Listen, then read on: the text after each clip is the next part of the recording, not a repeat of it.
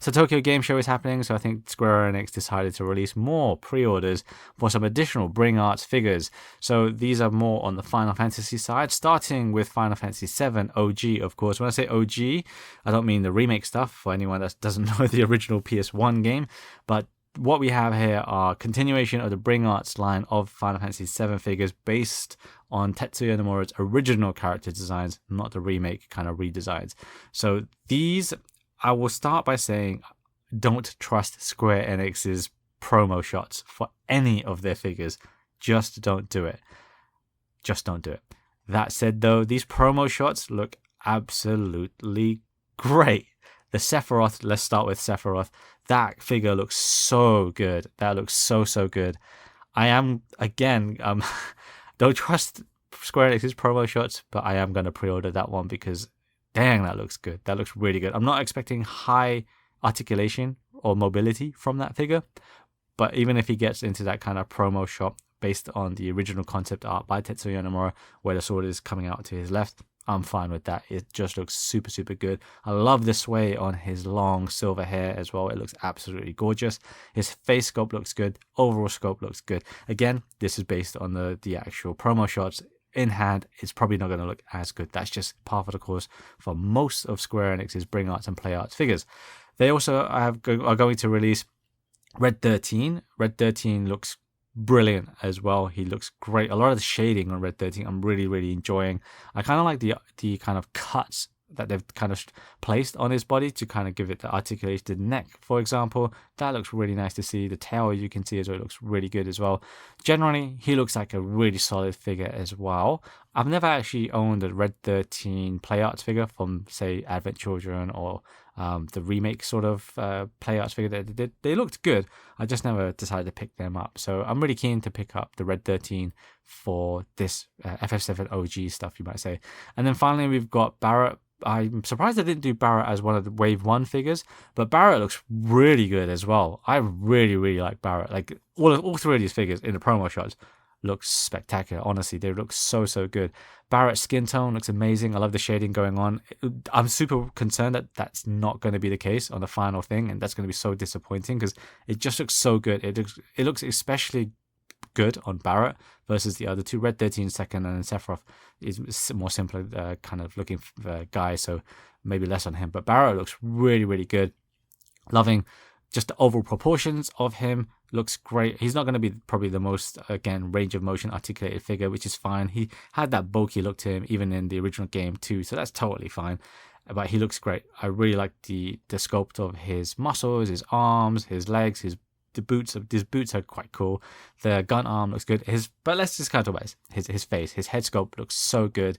I like the kind of expressions he's got on one of the default pictures, I think it is. So that looks really good. So that's 3 Bring Arts figures for FF7 OG. The prices, I think, are actually okay.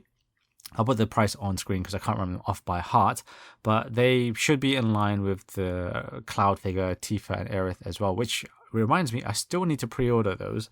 I was still umming and ahhing, but I think I will pick those up because they also look pretty good. So for original Final Fantasy VII fans, these figures, wow, you guys are eating good. I'm telling you, you guys are eating real good. Now imagine now if they do Vincent, Yuffie, Rufus, and some other kind of villains as well, or sub-villains, or anti-heroes. The Turks would be so sick to see. That would be so sick. But even just having the core cast, actually Sid's missing in here as well. But what we've got so far with 6 figures, I think at this rate, really solid lineup. Really, the promo shots look good. But I just don't trust Square Enix's promo shots. I have to say they make nice promo shots. I would even go as far as to say not just for their action figures, but also other merchandise. Their promo shots are definitely spruced up. Definitely spruced up. So take that with a pinch of salt, but it shouldn't be terrible once you get it, hopefully, because I think these are a bit more caricature looking, a bit more cartoony looking. I can't find a word at the moment, but not as like a CG look that the remake stuff is going for. But yeah, I'm a little bit sus on the promo shots. I'm a little bit sus. The other Bring Arts figure that they announced and was also on pre-order at the moment is going to be Ifrit from Final Fantasy XVI. I'm not a big fan of Final Fantasy 16. There's a lot that I didn't like about the game and a couple of things I did like about the game. But of course, you know, every Final Fantasy games has its fans. And for anyone that is a big fan of it and really is a big fan of Ifrit, then you've got a giant figure. I think the measurements were like 31 centimeters or maybe even more. Is it either 31, 34, or 24? I'll have to reread the product description. It's a large figure, and that's reflected in the large price as well, because that shocked me at first, because I was like, wait a minute, that price for a Bring Arts does not make any sense. But then I actually, you know, it registered again. Actually, Ifrit's it's a bit much bigger character, let's say, summon in the game. So they also have the Bring Arts of Clive too, and some other FF16 cast members. So this probably is trying to scale with that. I'm not a huge fan personally of the summon designs in 16. All of them look like a giant mess. Everything's just very hard to identify. That said, the figure looks like it's going to be a little bit easier on the eyes. You can actually see a lot more details happening. So I'm not going to pick it up. Like I will say I will not pick it up, not at that price anyway. But I'm curious also to get it in hand just to kind of see the details on it, because it looks like a fascinating figure.